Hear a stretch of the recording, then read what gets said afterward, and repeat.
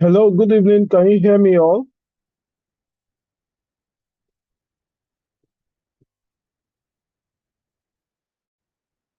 Yes, Hello, sir, we good can hear evening. Can you. you hear me? Yes, sir. Okay, Good let's evening, just give sir. time for me to log in. Good evening. So this is 5:02. Let's give them another few minutes. Let's just start by 5:05. I hope that's fine.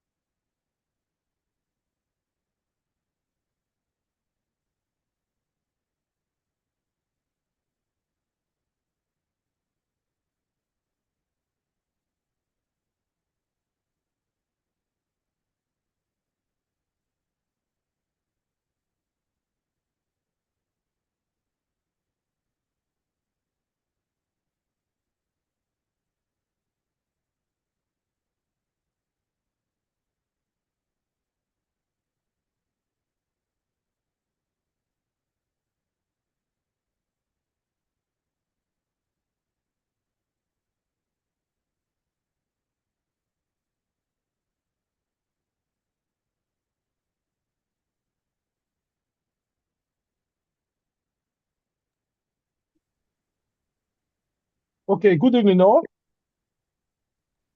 Good Can evening, you hear me? sir. Kindly confirm. Okay, great. We'll just start off.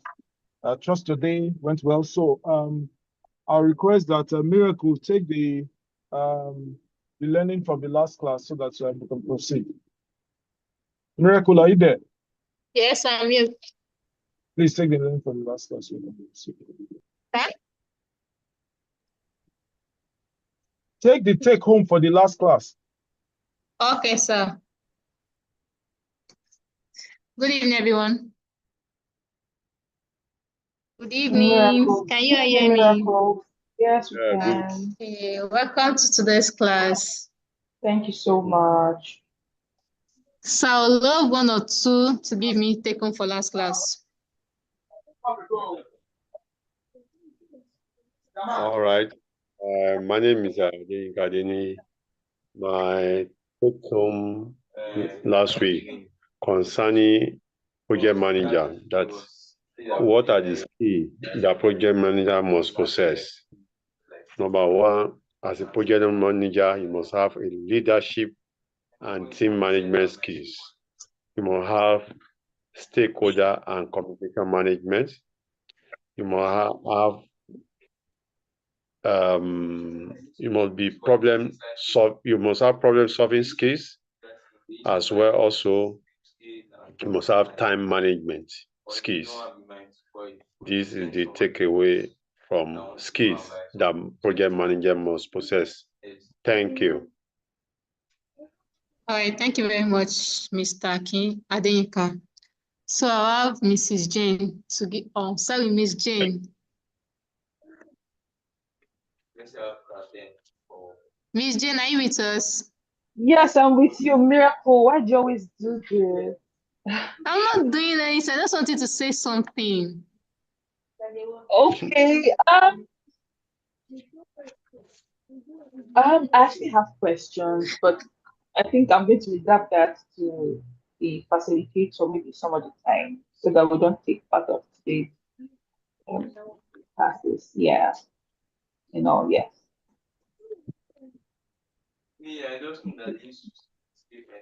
Yeah, so I really don't have anything to Okay. say. Yeah, yeah. Does that mean you didn't learn anything from the last class? At least something. Um, One line sentence would be good.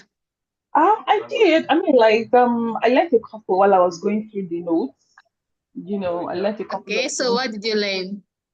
Um, I learned about project management. I've been hearing about project management for a very long time.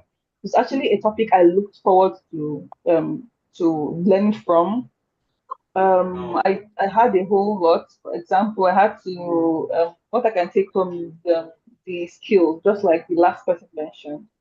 Yes, so how important the skills that we need to learn are. Yeah, basically, yes. The skills and responsibilities. I also got when I was reading through the assignment, the difference between the responsibilities of a project manager and the duties, the core duties. Yeah, so yeah, Okay, thank you, thank you. Thank you very much for that. yeah, thank you. Okay,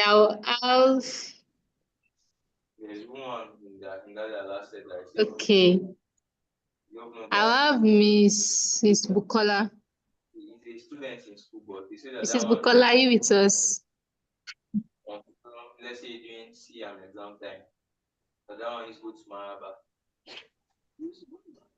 Mrs. Bukola, are you with us? Or you left us already? Okay. All right. Can any other person give us a take home for last week, please? To add more, I also Oh, God. hello. Yeah, I'm with you, sir. Yes, also I learn about the project management phases and start from initiation, the project initiation, moving to planning. After planning, you move to execution. After the execution, you move to monitoring and controlling. And lastly is closing of the project. These are the 5 phases of project management. Thank you. All right, that is wonderful. All right, thank you very much, sir. You're welcome. Okay. All right.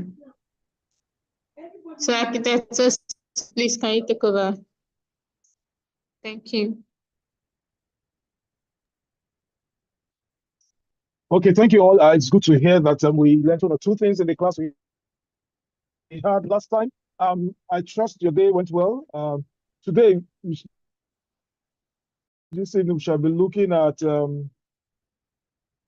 building fabric and structured maintenance. Building fabric and structured maintenance.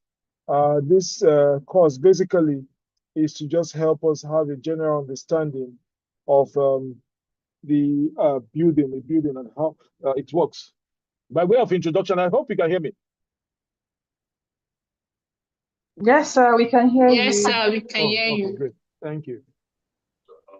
Building maintenance is essential to prolong the building life cycle and reduce companies' loss when a building is neglected.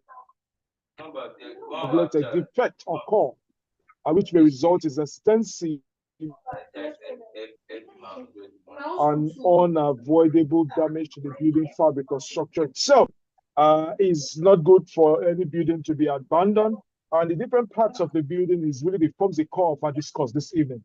A building is made of different parts. It starts from the foundation, and the foundation is that part of the building that carries or transmits the building's load to the soil, to the ground. We have different types of foundation. We have the strip foundation, we have the pad foundation, we have the raft foundation, and we have the pile foundation. The strip foundation is the traditional type of foundation where you just dig the ground, pour concrete, and you start setting blocks up. That's the traditional strip foundation.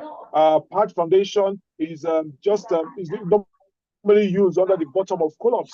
An example is when when you are just going along the road, street lights, those concrete squares or those concrete cubes you see when you are under the bottom of street lights are called pads. That's the pad foundation.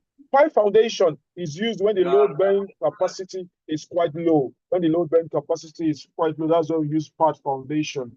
And for pipe foundation is used for high-rise buildings, things like bridges, and where you require a more sturdier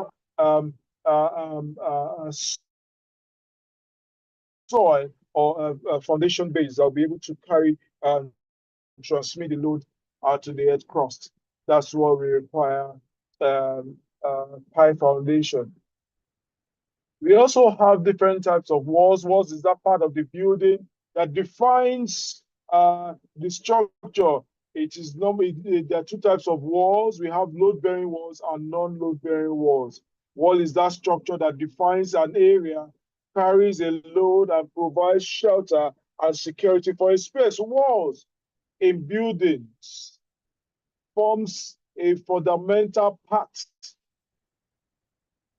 of the superstructure or separate interior rooms. Like I mentioned, that you would have known anything that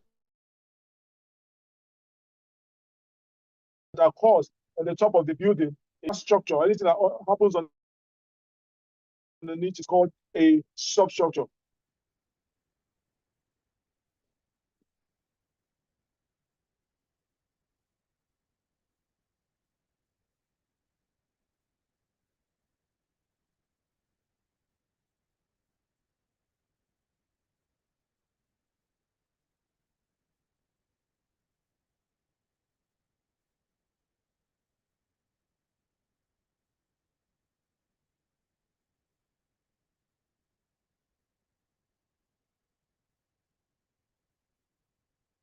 Like I mentioned, we have different types of walls. You have the walls are classified into two. We have the load-bearing walls and the non-load-bearing walls.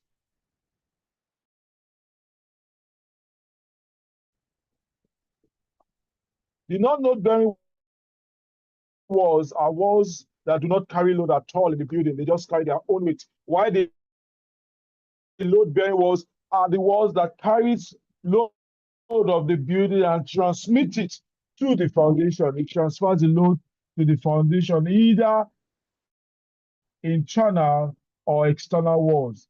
For buildings that do not have load-bearing walls, those buildings are built on what we call frame structure. The frame structure is made of columns and beams alone, where all the beams are the ones carrying the load from the slab and transferring it to the columns, and the columns transfer it to the foundation. There are also different types of walls. Other kinds of walls include parting walls, which is actually a non-load bearing walls, just to divide and delineate spaces. You have firewall. Firewalls are majorly for fire resistance. They are walls that are able to withstand fire, that are built specially to be able to stand against fire. Firewalls are used in industries, in areas like bakeries and all that, that are built specially to be able to withstand fire for a period of time, close to like 3 to 5 hours. A firewall should be able to resist fire for that long, and afterwards it will start falling apart. You have the shear walls. Shear to be able to withstand the forces of wind and earthquake. These are normally found in high-rise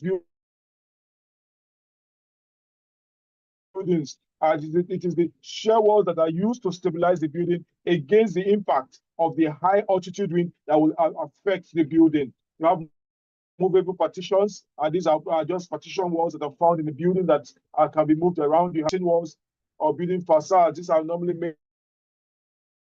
made of glass that can be used in buildings.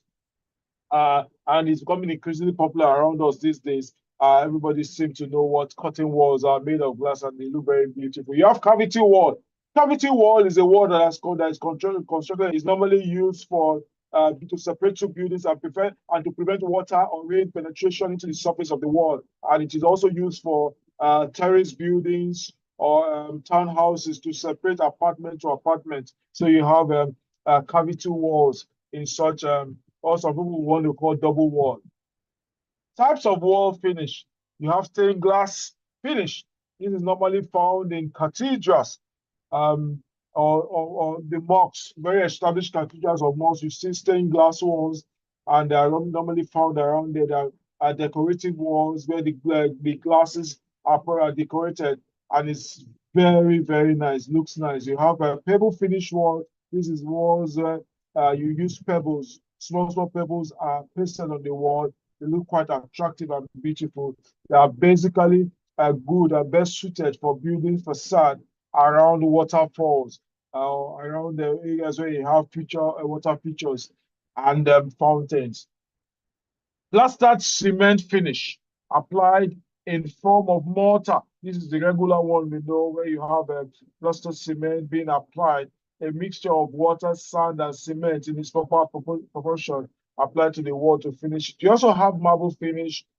This is very smooth and looks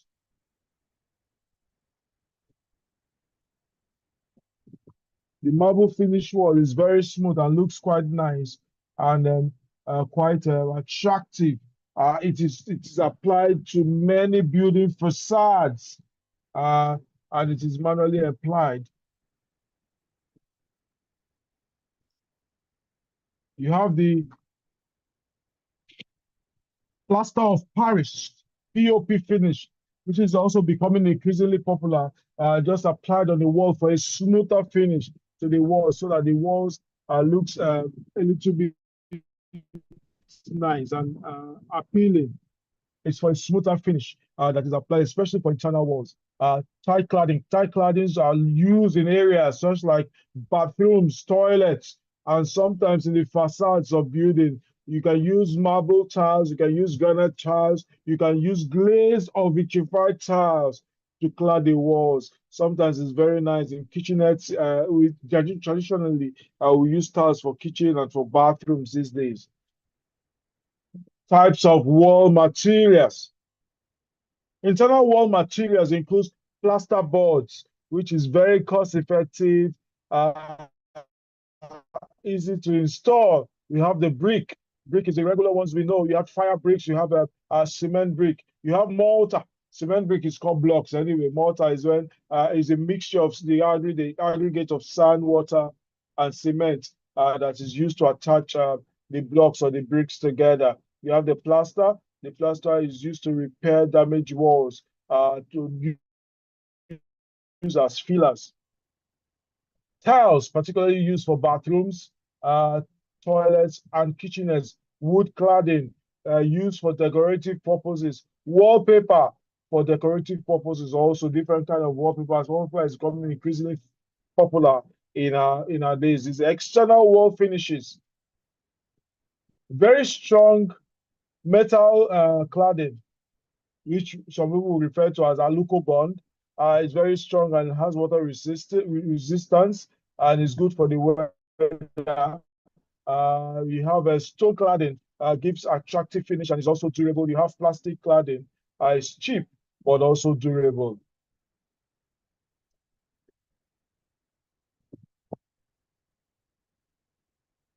Functions of a wall. Wall provides protection from weather, allows for proper demarcation of a given area or given space. It gives barrier to sound and sound insulation, separates spaces in the interior, gives strength and stability, also reduce spread of fire from building to building or from within the building space. It gives also thermal insulation and provides security. Imagine staying in a building that do not have walls, especially in cold region. It shows you'll be exposed to so much cold, and you may end up freezing up. That's one of the things that wall can do. For wall maintenance, normally we would always say that when you do wall maintenance, you inspect your wall regularly, go around your walls, inspect, look out for cracks in the walls or building movement, or check for settlements in the walls, building settlements. Also look at um, if there are any damage to the walls, look at how to correct it, correct any settling issues. For building settlements, it occurs in any building. Any building that is built must settle. And when it settles, sometimes it comes with cracks to the wall. Where you have building settlement cracks, those are normally facial cracks. There are different types of cracks anyway. There's the hair cracks, which comes from the building settlements. You have the plaster cracks that is due to the use of bad plaster sand, where the plaster just cracks off. And then you have the structural crack. The structural crack is the most dangerous out of them all. You need to be really. Structural cracks always occur when the foundation of a building has failed. And when that happens, it means that that building has to be demolished. Proper maintenance of landscape around the wall also prevent the wall from looking damaged and looking tacky. Maintenance of wall. Sometimes you have flaking paint. This may be as a result of moisture or proper or improper application when the paint was first applied. Scrape out the existing paint before repainting the wall. Chalking paint as a result of weathering, prepare the surface by removing chalking and then repaint the wall. Sometimes this chalking paint is occurs when you have a low quality paint or a low grade paint. It reacts badly to the weather and then it begins to chalk. That's what you normally call touch follow me those days for the paint. You have when you have issue of molds on the wall, where it is normally caused by leakage. Mold grows on the wall, normally caused by leakage and damp. And when that happens, it means that water is trapped in, and the gutters may not be flowing. Normally, this the different culprits for having this dampiness in walls. It could be one due to the blockage of the gutter. Two, also when the AC condensate pipes is leaking into the cavity of the wall. Then also when there is a busted plumbing pipe inside the wall, it can also lead to the wall getting damp. And finally, we also have something we call capillary rise, where water will be rising from the foundation and it climbs through the wall. That is a dangerous place to be. And issue of capillary rise can be prevented by using simple DPC or DPM during the construction of the foundation, so that it's able to trap the water down and the water is not allowed to rise in the building, when the water is not allowed to rise through the building. To repair all this, you need to, first of all, identify where the leakages are, fix the leakage, make sure you dry out the wall naturally or use the humidifier, and then repaint the wall to the proper finish. Fixing corroding. Sometimes you could have issues where your building is located in areas where they have so much of salt, where salt affects the galvanized pipes that are in the wall and it will corrode.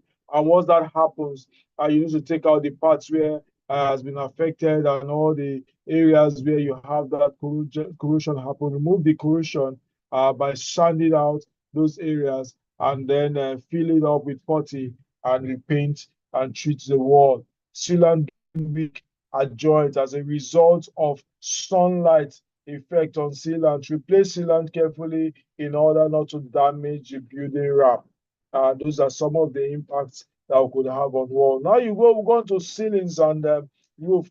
There are different types of ceilings. Ceiling is an overhead interior surface that covers the upper limit of a room. It is not generally considered as a structural element, but a finished surface concealing the upper side of the roof structure on the floor of an above story. There are different types of ceilings. You have the acoustic ceiling. It is good for sound attenuation or sound insulation. It is not commonly used as it contains asbestos. And that, of course, we know asbestos is dangerous to health and has lost its popularity since the ban of asbestos in Nigeria. Dry wall ceiling is the use of plasterboards used for residential building and even commercial building these days. You have suspended ceiling or drop ceiling. Suspended ceilings are the ones you find in offices so that it is easy for them to pass electrical and mechanical features that are hidden in the ceiling and they just hang. That's why it's called suspended. You have the cathedral ceiling, which is found in churches or cathedrals. Factors for selecting ceiling finish. The floor type can also be a factor for selecting ceiling finish. The lifestyle of the occupant can be the lifestyle of the occupant can say, oh, I have too much money now, please let me spend my money. So they will just choose an expensive ceiling for them to use in their building. Then you also have durability. Durability can be a factor that can be so considered for selecting the kind of ceiling finish that you probably be using in the building. Then looking at the fire resistance of the material, appearance of the ceiling finish, the function of the function of the building can also affect the selection. Safety of the building occupants can also affect the selection of the ceiling material. Ceiling material, you have wooden boards commonly used for general structures of the building. You have plaster, you just plaster the ceiling using water and cement mix, aggregate, sand cement aggregate just plaster so it looks neat. Then also you can also use a plasterboard. Plasterboards are used these days more popular like POP ceilings. You have wooden panels or planks. You have metal ceiling tiles which are easy to install. We also have issues when we have issues with ceiling repairs. Water leakage is a major source of damage of ceiling damage. Or one of the things we need to always identify once there is water leakage is to identify where the leakage is coming from, the source of the leakage, and then try to stop it and wait for the ceiling to dry up. Remove all the ceilings that are damaged, scrape away any part of the ceiling that is bubbling or losing out.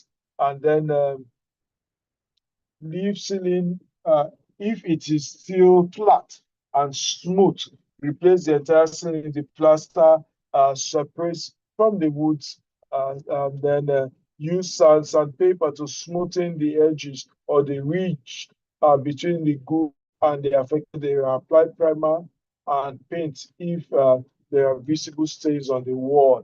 And most of the times, water leakage causes the problem with ceilings. Normally, you need to look for how to sort it. I always advise that the normal culprit when there is a ceiling leakage like this is the water areas and things that bring water to the building. One, your toilet areas. Two, kitchenettes. Three, AC pipes. Four, the roof gutters. Those are the common areas that will cause any form of leakage that will go into the ceilings. For roofs, a roof is the top covering of a building, including all materials and structures necessary to support it on the wall of the building or on upright, providing protection against rain, snow, sunlight, extreme temperature, and wind. A roof is a part of the building envelope. There are different types of roof. We have flat roof, basically, and heat roof. We also have some other types which we will see. Mostly, flat roof is mostly used in commercial buildings, especially high-rise buildings, where we know that the impact of the wind can blow away the roof when you have so much pitch. So you don't need so much. We don't need so much pitch at very high-rise buildings, which are mostly commercial buildings. And then you have the heat roof, commonly used for residential houses, very difficult to construct when compared to the flat roof. Flat roof is simple. You also have some other one. You have the gable roof. You have the clip gable roof. You have the Dutch gable roof. You have the hip roof. You have the mustard roof. You have the shed roof. You have the flat roof. Those are the different types of roof that we can have in buildings. Factor for selection of roof finish. How strong is the finish is a factor. Its ability to transfer light. To transfer light means there are some areas where you require the light to come into the building through the roof, where you have what we call perspex. Sometimes we have perspex. We also have different parts like a window that gives you sunlight. You have this, and then you just allow light coming into the space. For very large warehouses, this is one of the things they use to lighten up the spaces during the day. They have a fiber glass roof that are placed at different intervals that during sunlight, it just lights up the warehouses or the industrial halls for production. And when it is light night, the normal natural light provides light. The cost and how attractive it is can be a factor for the selection of roof. The load of the roof itself, the heaviness of the roof can also be a criteria for the selection. The easiest one we use here in Nigeria is long span aluminum. Long span aluminum, which is lighter and easy to manage and easy to repair when there is any damage. Maintenance is easy for long span aluminum roofing sheets.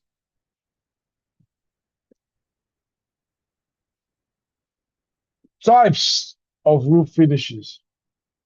You have plastic roof sheets. You have corrugated galvanized sheet, which is normally referred to as zinc. You have the fiberglass sheets. You have the polycarbonate sheets. You have tiles, depending on what you decide to use.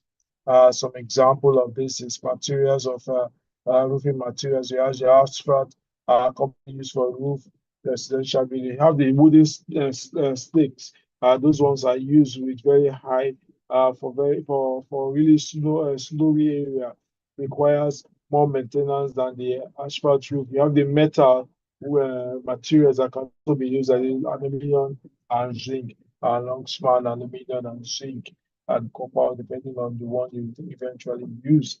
Roof repairs. Damage is as a result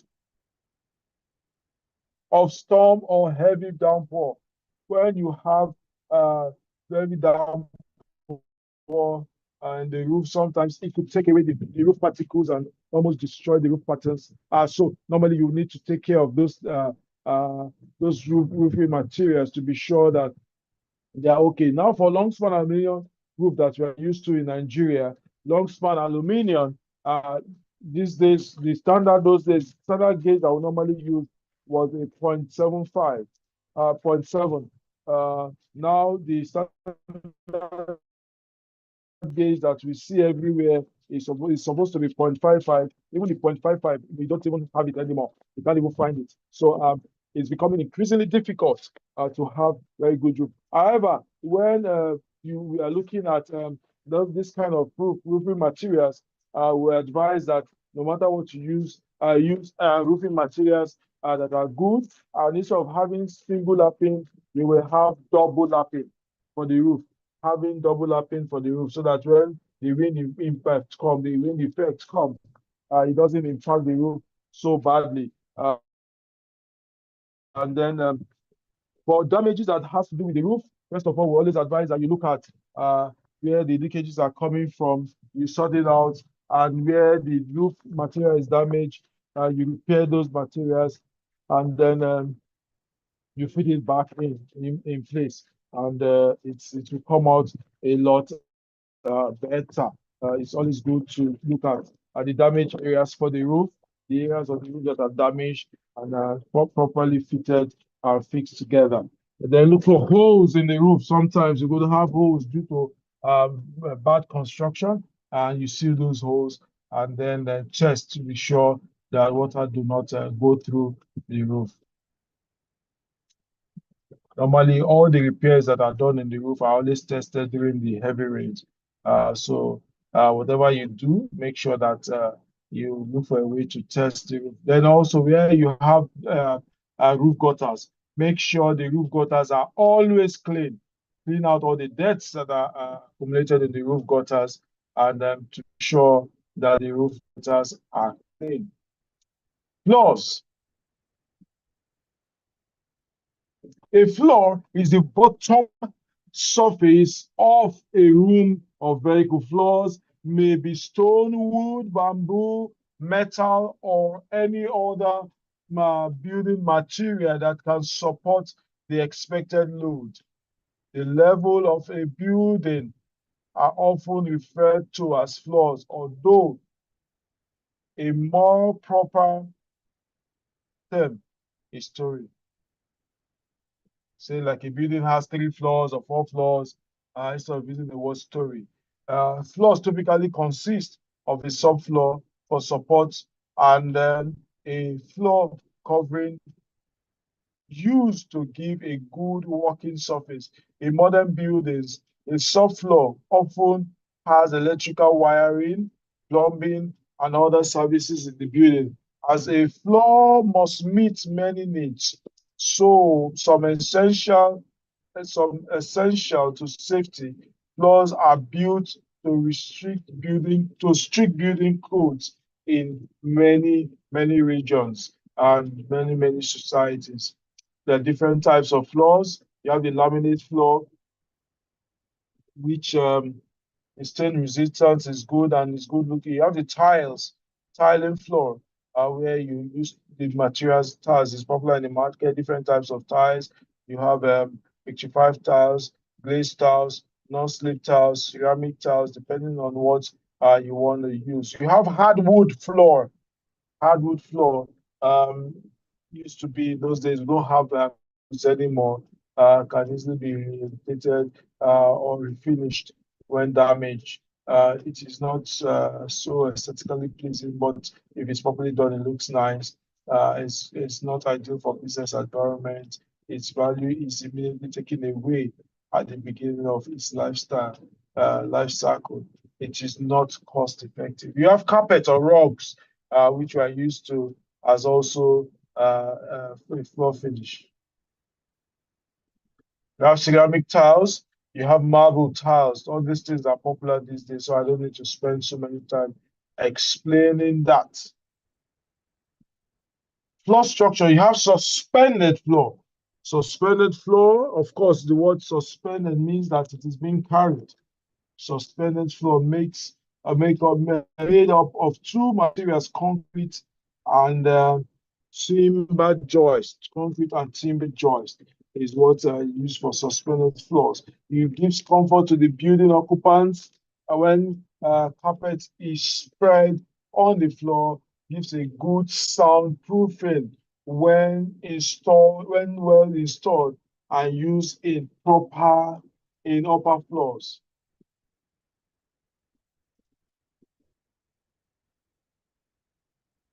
Solid floor made of different layers of materials, sub-base, concrete, concrete, cement floor screed, sand, damp-proof membrane, and insulation.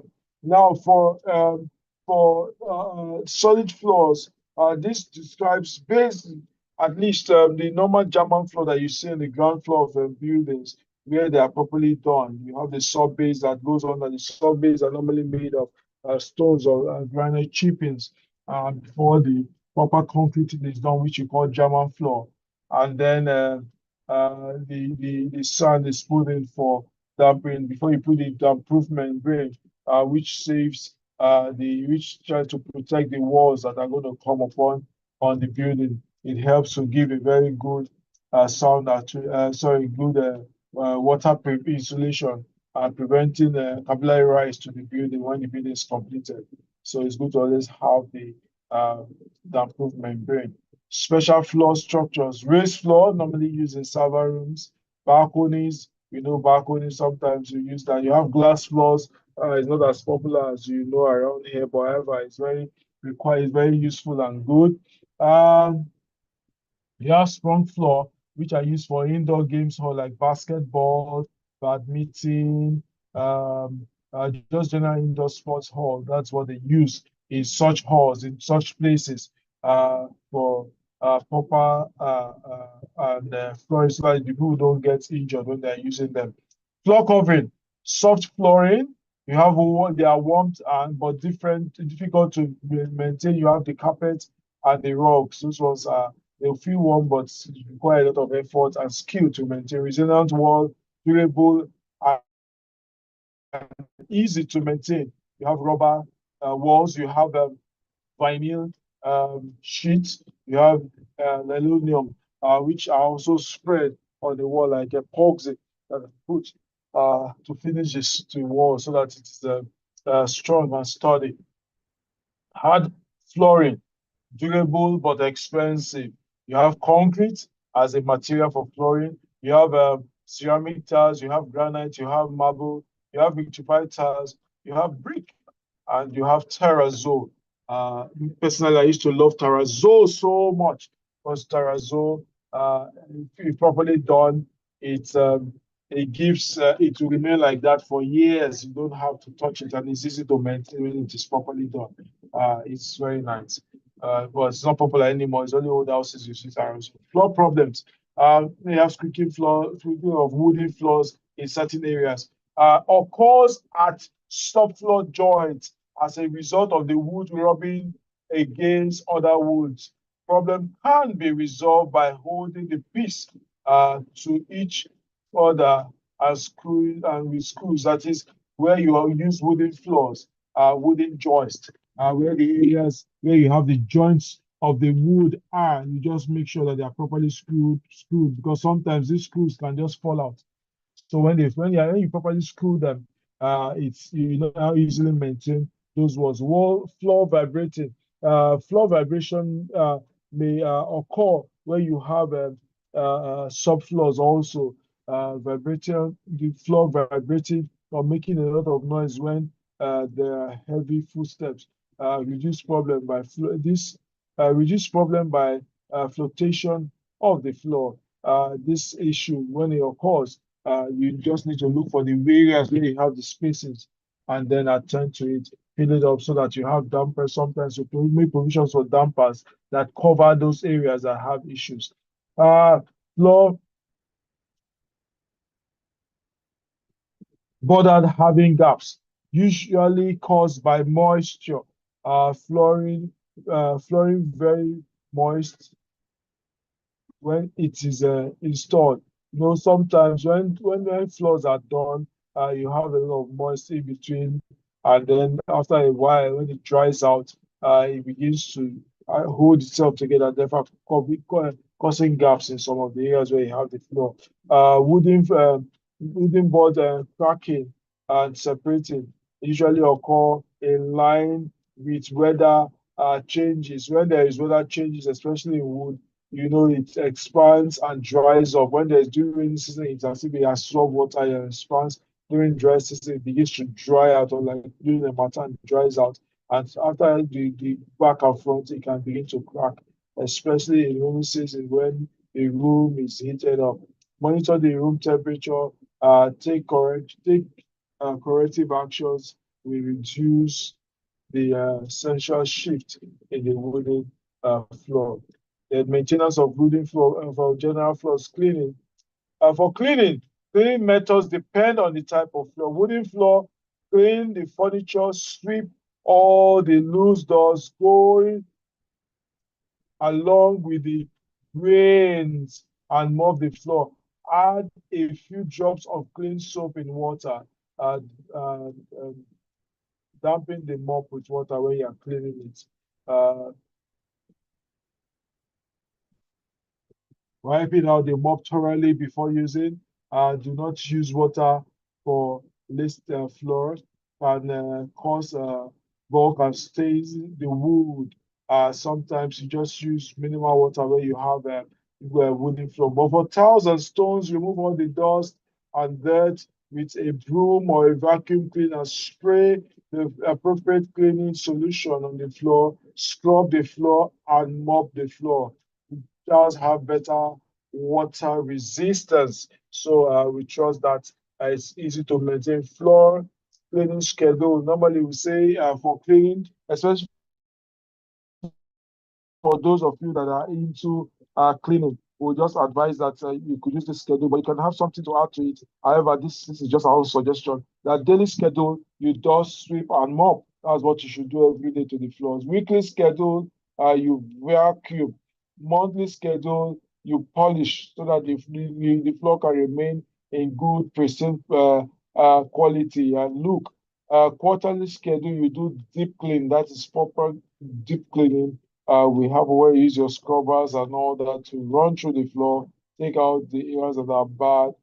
Deep cleaning may also require some repolishing of the either granite or marble floors, whichever one that is you are maintaining at that point in time. But it's always important to know the kind of floor that you have in the building so that you know exactly the cleaning solution you can apply to such floors to give it and to bring out the best in such floors. And when you maintain a building, you may not know what you are doing for that building until you see another building that is poorly maintained. Then you will understand what you have been doing in that building. You discover that it's a thing of joy to see your building properly maintained and in pristine position. Windows. Okay, normally we'll go on break now. I'll just take our breaks before we come and take the other two modules where we have windows and doors. This is 5:52, so we'll just take a 8 minutes break, resume by 6 o'clock, and then I'll be able to take our questions and then we'll round up. I hope this is fine with everyone. Yes, sir. Yes, it's fine. Okay, thank you. Yes, sir. Yes, So, sir. the break now. It's perfect.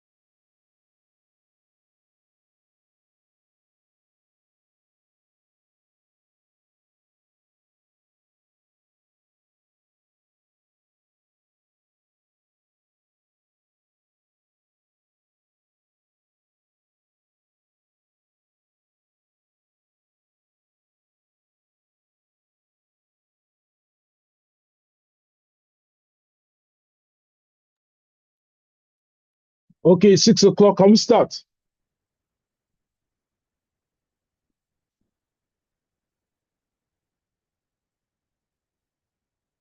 Can you hear me?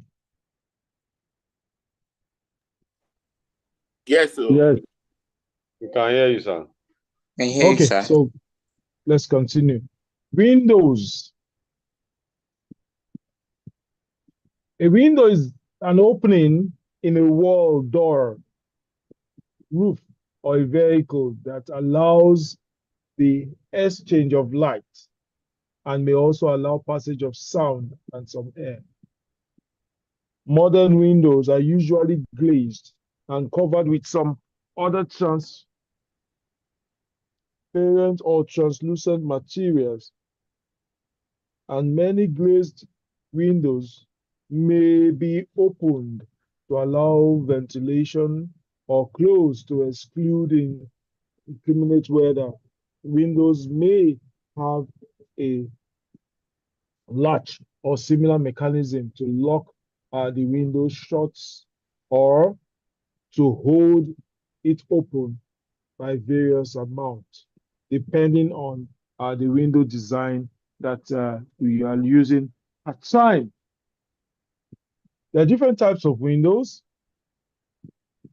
that can be used in the building, depending on the architect or the preference of the client or those that are in charge of the building at that time.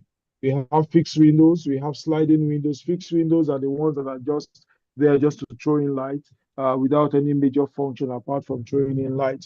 You have sliding windows, which we know. We have the pivot windows, we have the double hang windows, we have louvers windows, we have casement windows, you have metal windows, we have corner windows, we have bay windows, dormer windows, lantern windows, you have gable windows, we have ventilators, skylight, all forms of windows, all types of windows, depending on the ones that you want to use.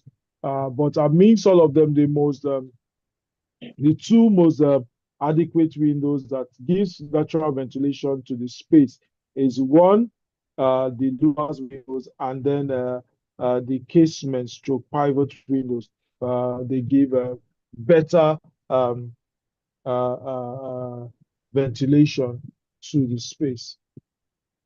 Window covering. Interior window coverings, you could apply film to the window inside just to tint it so that it reduces the amount of sun that comes into the space. Cellular shades provide excellent insulation and improve energy performance. You also have drippers, so curtains that we're used to in our homes are used for as decoration and also gives the privacy within the interior spaces. You also have interior louvers stroke shutters where you have ruler shutters, or some people what offices now use. You have Venetian blinds, different kind of blinds. You have roller blinds. You have Venetian blinds in the window spaces to be able to give a little bit of privacy within the internal spaces of the building. And we also have some covering for the external windows, and we have you have the external louver shutters or roller shutters that are normally used for storefronts for protection. Most shops they use a roller shutter. Exterior roller shades can also be used. Exterior solar screens and fixed retractable oils on those windows so that it just protects it against the solar effect or the direction of the sun. And then, of course, we mentioned roller shutters. Window glazing. You have the spectrally selected coat applied on tinted glass to a glaze system increases or decreases solar heat gain in those spaces. Sometimes, especially like what you have in cars where you have tinted some tints has a way of reducing the impact of the sun for those that are inside the building, inside the car. That's the same thing that happens with for buildings. You have the reflective coat, reduces transmission of solar radiation, blocks more light and heat, gives control over solar gain heat. Gas-filled windows is majorly for thermal performance and also for sound insulation, where it can give you a good sound insulation and protect the external sound from coming in. Window frames are made up of different materials are window frames. You have the composite frame, you have the vinyl frame, you have the aluminum frame, you have the fiberglass frame that are used for different windows. Types of window materials. We could use wood for the window. Those days used to have wooden frames, windows frames. But these days, everybody is now using aluminum frames or metal frames. Hardwood is expensive, but quite durable. Hardwood needs to be protected with constant application of oil or oil paint to avoid it soaking moist. Softwood should be protected by paint. Aluminium, the best option when maximizing light, when maximum light is required. The strength of aluminium can support a large area of glass. Has a disadvantage of conducting it, but it's not that bad. Very prone to condensation. Also has a low maintenance cost. Once you install the aluminum windows, it has low maintenance cost. Vinyl gives good sound and heat insulation, requires little or no maintenance. The vinyl material is a composite material that is used for the window framing. Window maintenance. Use weather strips to reduce air and water infiltration. Regular inspection of windows, interior and externally. Check window hardware, the locks and the opening mechanism. Any exposed or hardware must be tightened fastly or securely. Always inspect the exterior, the interior caulking around the window frame, outer edges, to be sure that everything is properly done. Check window for smooth operation. Clean dirt, dust, and sand from the window sill, the tracks, and the hinges. For sliding windows, one of the things you need to also watch out for is that most of the rollers that are hidden inside the window itself is what is normally impacted or affected in sliding windows. Once you take care of those rollers properly, you just need to oil them so that at the end of the day, they move and roll smoothly. Once that happens, then we'll be able to have a good impact on the window.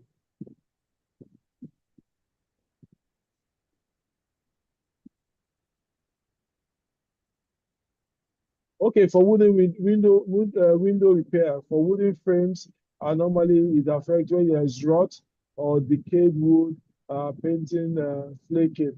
Cut off the small areas of the rot and fill with putty, and then if it's a large area, cut away the damaged part. Treat the remaining part with preservative. Apply premier and undercoat as a finished item. Window sills can be repaired. Cut off the rotten parts where you have with the window sills where there are the rotten part. Cut it out. Planting in a new piece of seasoned wood, and then after that is done, you will need to now paint and fill properly. Windows pans misting up. Once you have windows panels that are misting up, the formation of condensation inside the seal cavity, replace the glazing unit, seal unit, or replace the whole window unit itself when it is not the the seal units replace the window itself. But the seal units are easy to be done. You have the glazing rubbers around the windows that can just be taken care of. Damp and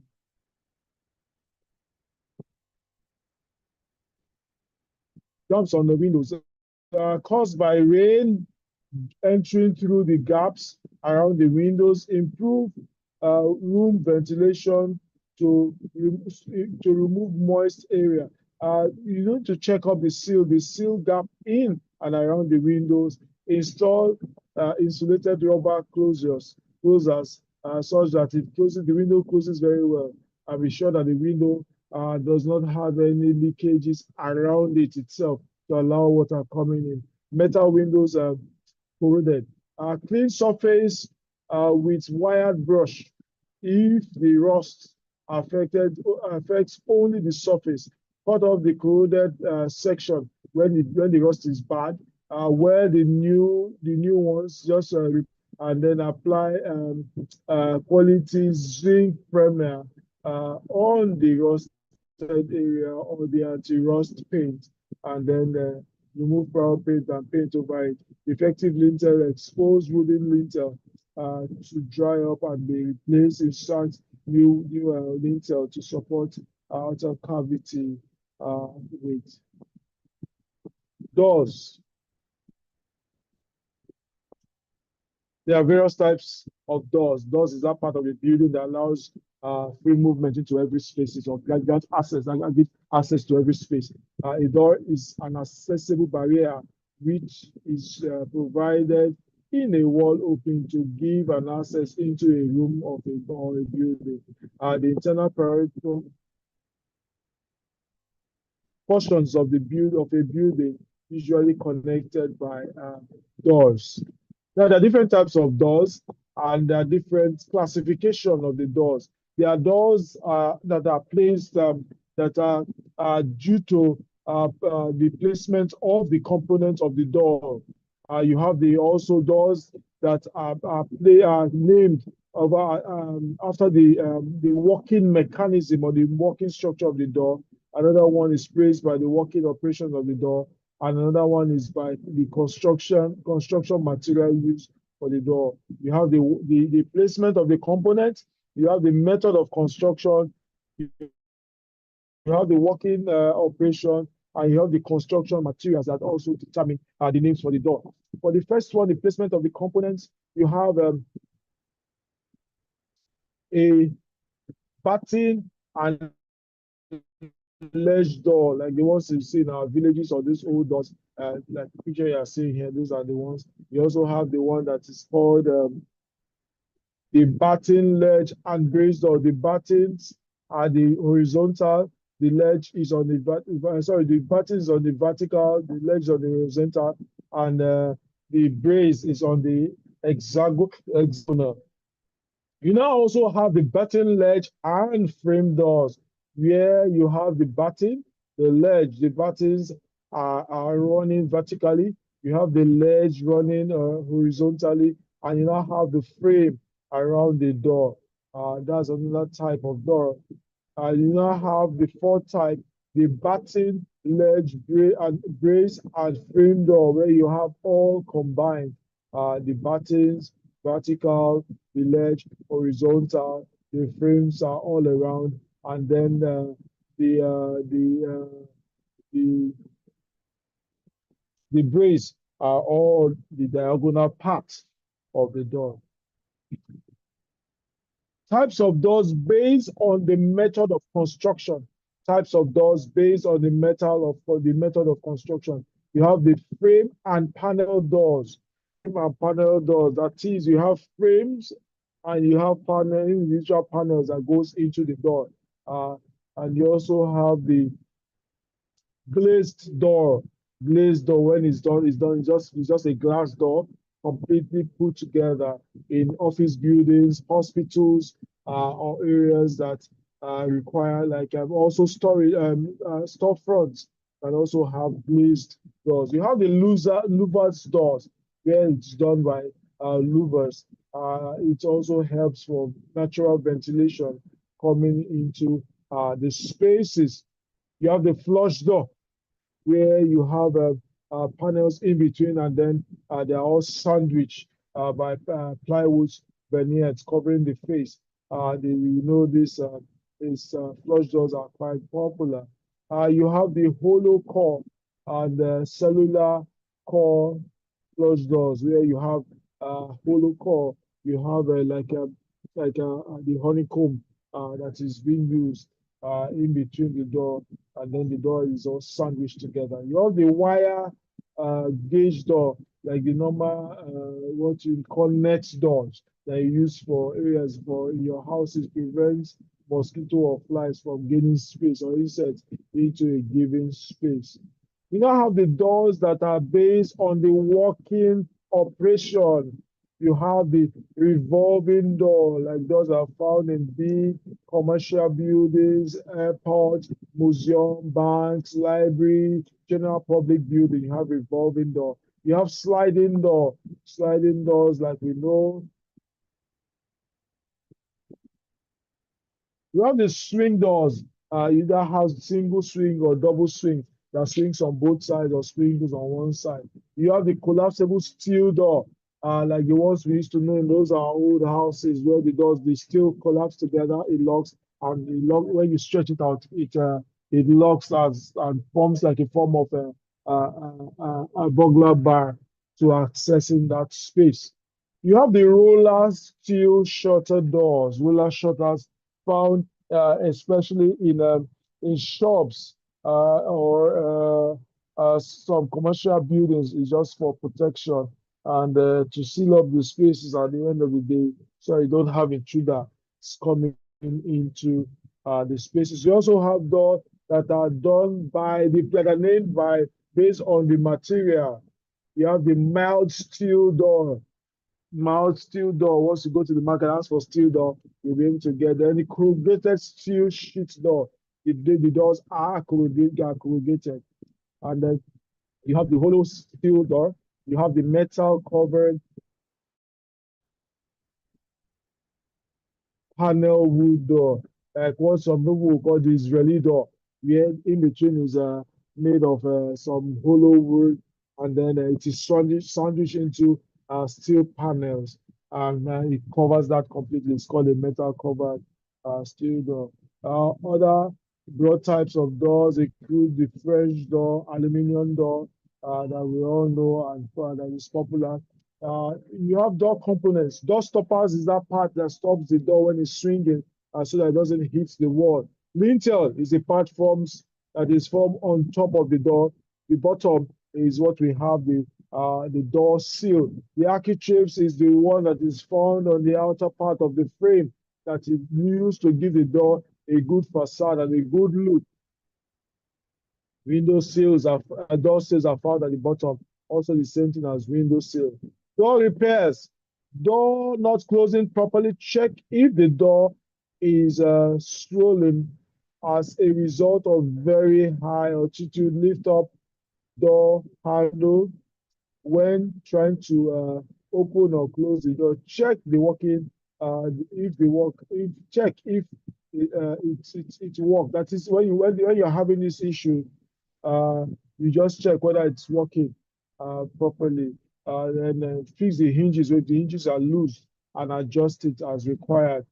Door rubbing or sticking the frame as a result of high humidity problem common with wooden doors. The door should be properly adjusted to be able to, so it opens and closes well. Door do not latch properly, maybe as a result of wrong positioning of the frame or caused by strike plates that is not properly positioned. The door needs to be adjusted and repositioned, and everything will be fine. Cold air coming in around the door. This is when you have gaps around the door and it's not properly locked, where you have the door is supposed to shut out the external weather and it's not doing that. In such a occasion, you need to check the door and fill up the gaps. Normally we have things that we use, rubbers that we use to install in doors that can fill up those gaps, or door brush to be sure that it's properly done. Then you have door maintenance tip. You have flush bolt. Flush bolt is that lock bolt that is installed at the tip or the sides of the door, the tip of the door, the edge, sorry, the edge of the door. It normally goes up and comes down. If those flush bolts are defective, take out the screws and the part of the bolts that is not good and replace it with new ones. Door frames, inspect door frames regularly, repair defective ones, and repaint the ones that are bad to prevent premature rot in the door frames.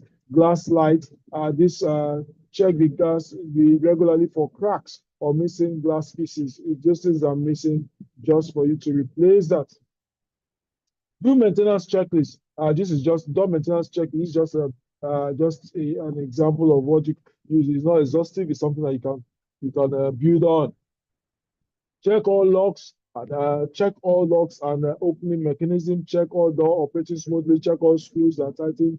Check all doors, hinges, and check if the screws are secured and fastened properly. Check trims off. Check the seal gap, the sealant or the gaps are around the doors to be sure everything is done. Check if the weather strips are still very effective. That should be the last slide. Thank you very much. Okay, so I'll take our questions now. If you have any question, please, you can indicate by raising your hands, and then I'll be able to answer. Thank you.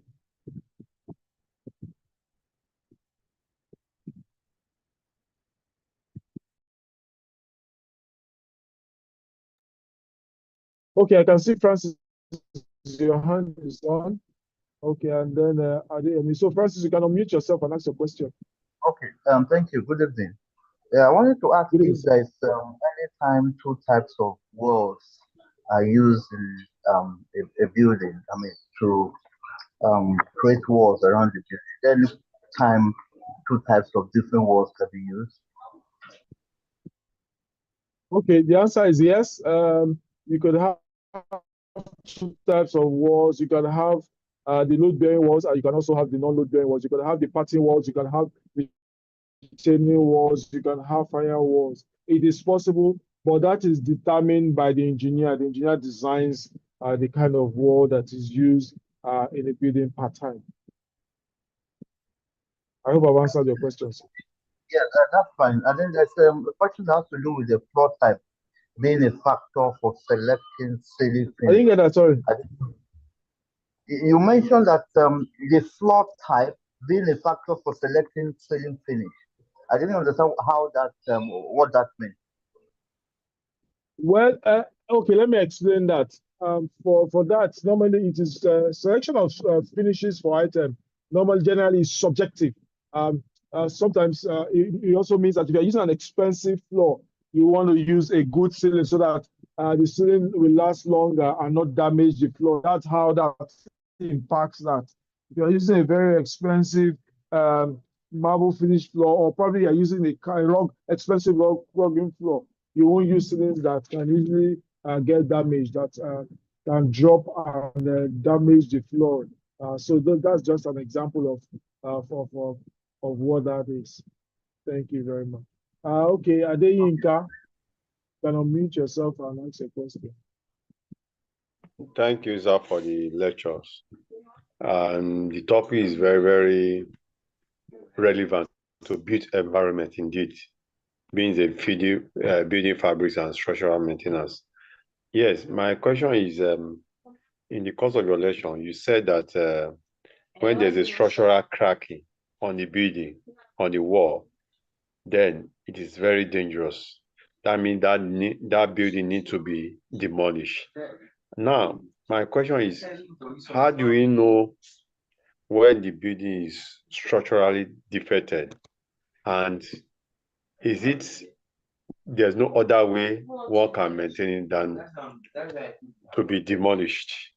That's number one question. Second question is concerning the plasterboard. When you're talking about the drywall, the walls, that plasterboard is more cost effective. To me,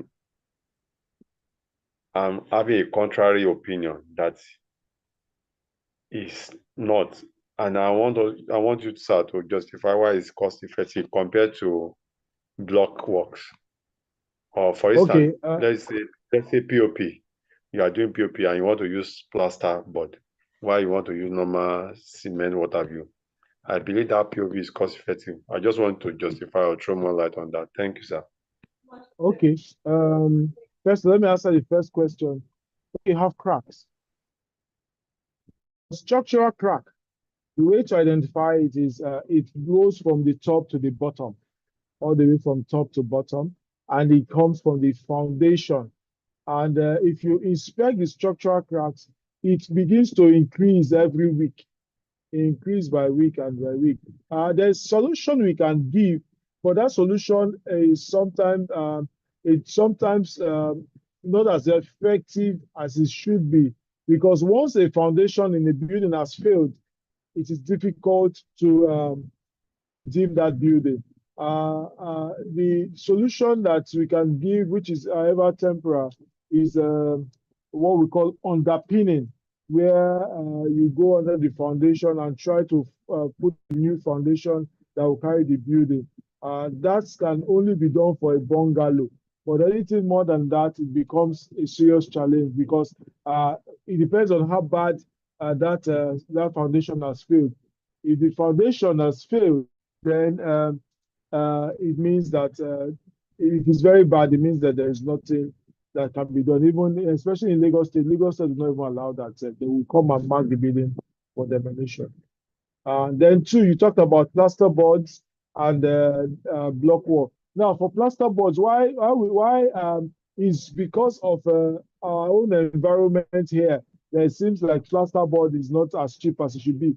In other climes, it is more expensive to build a brick wall, because they don't have cement. We have cement readily in Nigeria, and that's why our cement is cheap. We have sand and everything. It's cheaper to have cement to do that.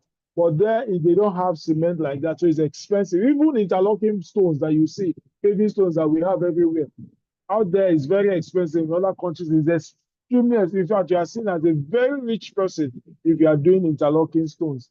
And then for the plaster boards, because it is a temporary kind of wall, it means that you can change it from time to time.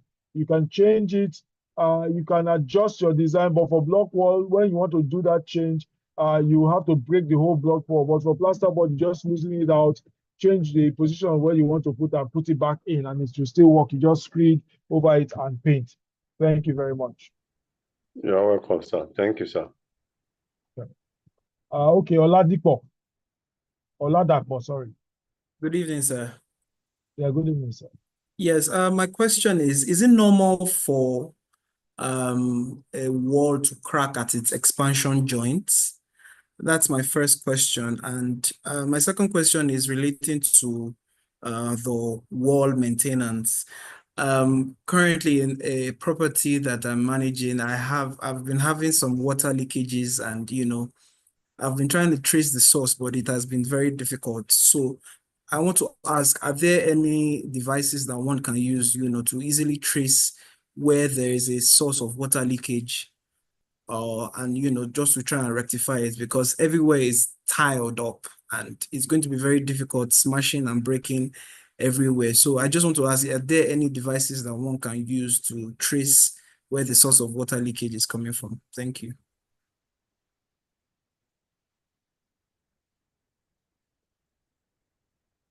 All right. Okay. Just to quickly answer that first question is it proper for is it proper for tracks to be along Expansion joints. what is it called? Expansion joints. Yes, it is normal. Okay. Expansion joints, once in the building, you can see cracks along that line. Is nothing to worry about. It will, especially when the building is settling. It's normal for that to happen. And once that happens, there's no cause for alarm. The building will just settle. Then, two, you mentioned the second question was talking about. Please remind me again, that for. About wall maintenance, water leakage. Yes, water leakage, wall maintenance. Well, for the kind of situation you can use is it uses ultraviolet rays to work that out. Where if you just, it's like a camera, you just run it through the wall. It will not be indicating and showing where the wall is moist and possible area where the leakage is. Some other guys, there are some other equipment also that you can just put in your ears and then use it to listen to the wall, and it will give you the vibrations of water coming out of the wall. So there are equipments for this. You can get those equipments, and it can also indicate, and to make it easy for you to identify where these leakages are coming from. Again, for like I mentioned during the class, once you have leakages, the major culprits are always water sources. So you need to check all the water sources, isolate the water sources, either from the kitchen, from the toilet, from the roof gutters, from the air conditioner systems where you have piping going through the wall. So those are, once you isolate that, you'll be able, by the time you have done that, it's easier for you to be able to trace where the water is coming from. If it dries up, you just know that, oh, it's from a particular source, then you trace that source. However, the smartest way to do is to get the equipment that will be able to let you go through the walls and see where the major leakage is coming from, so that you can attend to it in a smarter way. Thank you. I hope I've answered your question, Oga. Yes, sir. Thank you so much, sir. All right. I can see Bukola. You can unmute yourself and ask your question. Okay, good evening, sir. Good evening, everyone. Yeah, so Yeah, I good wanted evening. to find out, yes, sir, you mentioned about capillary rise. So how do you solve that problem? Okay, capillary Okay, rise capillary rise is when you have water rising from the wall, from the foundation, or from the ground coming up. It is difficult to solve. That is because the DPC or DPM has failed, or you did not make provision for it. However, there are some solution where you can do you put some chemicals, you break through the wall at a particular level, apply, there are chemicals you can apply to it. But the gestation period for these chemicals is between 5 to 6 years if it works effectively. There is a particular chemical that you can get from there are several chemical companies now around that can give you a good chemical. I think the last one I did, I used one of the solutions from Dr. Fix, and it's really worked well. But there's a particular kind of chemical that they use that is like what you have in these children diapers. That diaper, when water comes on it, it swells. It doesn't allow the water come out. After a while, it dries back in. That's the kind of effect that chemical gives once they inject it into the wall at different levels around the building. But it's a lot of work. You break around the building, inject it into it, and then crack the wall properly, dress with waterproof cement, add your undercoat, before you now do your painting and finish that area. But again, like I said, the gestation period for these things is between 5 to 6 years. The easiest and the best way to solve the problem is to use the proper DPC or DPM during construction of the foundation. Thank you. Bukola, I hope I've answered your question.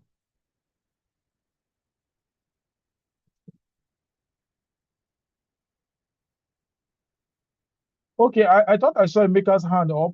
Chicken maker, okay, you wanted to ask a question? Thank you. Good evening, sir. Good evening, everybody. Sorry, can you hear me, sir? Yeah, I can hear you.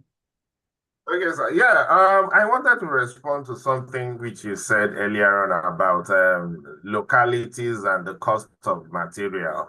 Because I will have thought that if we're looking at that, we'll probably look at where our strength lies so that the cost of our construction will not be too high. Naturally, if we're bringing in materials that are not indigent here, the cost will be high. Because for instance, I know that even if where we have timber, our processing system is not that good. So you mentioned cement and sand. You mentioned interlocking blocks, and maybe somebody who is overseas where such materials are not very common will be viewed as a very rich man. So I will have probably talking about the plasterboard question. If it's something we don't have, what is it that we have that probably will not cost so much? That's one. And then number two, sir, I have a challenge. I have marble in some locations in a public space. And the areas where people traverse, I found out that the marble over there along that part is tarnished. The last time I tried polishing, the polishing did not even last up to 2 days. I don't know if there's any idea we can share here that could help me. Thank you very much, sir. Okay, first, you're spot on the issue of locality in terms of availability of materials. That's actually what affects the cost of building materials. Anyway, plasterboard is more of them are imported, but I know that there are some local people that are trying to produce that, so the cost is going to really come down. And once that comes down to impact, it's just a general Nigeria problem anyway. Nigeria, we just have an issue with our thinking ourselves, and we just want to kill ourselves while trying to make money. Because really, ideally, plasterboard is not supposed to be expensive, and even the steel studs and track that I use for this for the installation of these things is expected to really not be that expensive because we have steel abundant here in Nigeria. However, we still import some of these things. That's sad anyway. But for what we have, I think we can just still leave it using our sand and cement and all the concrete that we have to do.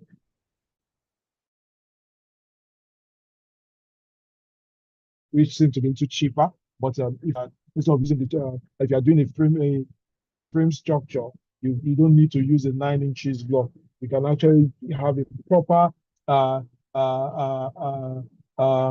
6 inches block that will be able to do what you need to do, apart from areas where we require double walling or double walls where that can play out. Then you mentioned what was the second thing you said? The question. Best care for my marble floor finish. Marble, Best care yes. for my marble. You talked about this. Generally, for areas where you have very high traffic, from my experience over the years, marble is not the best. Granite is easier to has a more resilient finish. That's what I've come to discover because of our maintenance culture. And marble, because if it has a lot of high traffic, and people move within those areas. Marble and sand granite and sand drainage that comes from our shoes and our footwears, they don't agree. It chips it quicker and faster. To maintain that, to reduce that impact, is to have a good, probably a good foot mat outside that can take out the impact of that or clean out the bottom of the shoes or our footwears to reduce the sand grains that comes with it, because those are what chips off the marble surface. However, the only thing you can do is to constantly do polishing to the marble surface. That's the only thing you can do to restore that surface. If you don't have, if the people or that owns the building are not able to maintain that, then you may need to change from that marble to granite. Granite is a little resilient, and I know that they won't want to hear that you use terrazzo, but terrazzo wouldn't have that problem at all, and it also still look good. Thank you. Thank you very much. Chimezie, I can see your hand. Can you please unmute yourself and ask your question? Okay. Good evening, sir. Good evening, sir. Thank you for the class. As you were teaching, you said that the engineer decides certain things on site, what kind of material to use. Now, even the question from the last person has helped to put more light on my question. So in a situation like that, where he has the marble, which is wearing out due to traffic, now how can we convince management or the client that for a replacement or for future installation of a better walkway material. So what kind of information do we put together to convince them that, okay, over time, this is going to be better because it's going to cost more to maintain it and it won't look nice and all that? Okay, one of the things you can work with is data. And some people will never listen to you until you give them real-time data, and some will not understand because they probably have gone to areas where these materials have been used and have been properly maintained. Now, one of the things we need to understand that as a people, that's Nigerians, we have our own culture and our way of living. And that also should inform the way we build our houses and the way we erect our structures. There are some decisions that in buildings that is left for the engineers, especially when the decisions are structural, which affects the structure of the building, allows the building frame, the skeleton to stand. Those decisions lie with the engineers just to make sure that the building remains in one piece. The other part that has to do with the aesthetics of the building, the engineer really will have less concern with that, like floor finishes, paint, cladding, and all that. If the cladding or the floor finish does not have impact on the structural element of the building, the engineer cares less because they're all aesthetics. Now, for the issue of a long using or selection of materials, you need to have a justification by putting together data that shows and explain each material, the duration it can give, the cost of the material, and what you will save over time for maintenance. Let me give an example, like using the issue of the solar systems that is becoming exactly popular now. One of the selling point for solar system now is that the initial cost is high, but over a long period of time, it gives you what you want. And once you're able to juxtapose what you are spending now and the maintenance cost over a period of, let's say, 5 to 10 years, and then you see the cost reducing. I don't think anybody will be stupid enough to go and take something that will cost him more. When you can get something that will be durable and will cost you less over a long period of time. That's what I think anyway. And for normally, once I manage buildings, especially from a new buildings and we're selecting materials, that is where I really come from. When it's commercial buildings, for places like reception, the welcoming areas, marble flooring is a no-no for me. I don't ever use it. I don't even advise a client to go near it. I will bring, if it will cost me to take the client to areas where it has been used and it has failed, I will move them there. I would rather prefer to use granite because granite is resilient, which will also give almost the same impact and the same feel with the marble. But of course, marble is softer than granite. Then you have vitrified tiles. Vitrified tiles, proper vitrified tiles are also good. Even they will stay longer than granite. Than marble. So if you use the right materials for the right places, you won't have issues. It's just for you to be able to have adequate data to convince management, and I'm sure they will go along that line. Okay, thank you. Especially when it becomes a problem. Now, when you're reducing cost of building and the contractor thinks that you're cutting his money down. So they want to put all those things to make more money.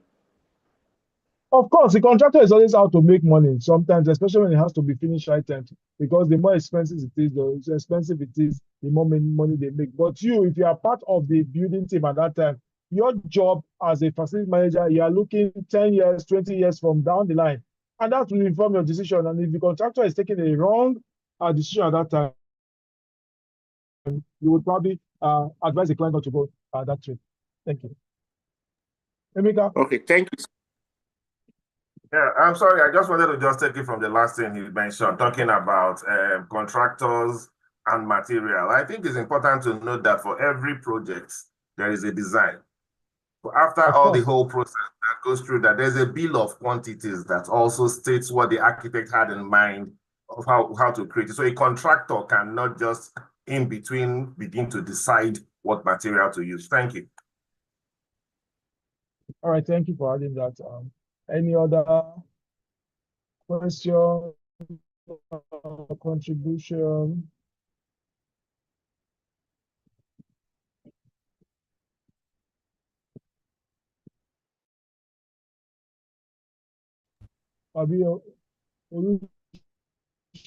James. Yes, good evening, sir. Okay, you can mute yourself and ask the question. Good evening, sir. Yeah, good evening. Can you hear me, sir? I can hear you. Go ahead. Yes, I would just like to talk on about the firewall. And could you please explain the requirement? Firewall. Yes. What's the requirement? Okay. Firewall. I don't understand the question requirement. It's just a type of wall. And firewall has a high level of fire resistance. Every wall has fire resistance, but firewall particularly has a longer duration of time. And like I mentioned, it can be used in industrial buildings and buildings that have heat, that generate heat and require that if there's any form of fire, it can curtail that fire within that space for a longer time for people to escape without affecting other buildings or other facilities around there. That's where we really use fire. I hope I've answered your question. Thank you, sir. Yeah.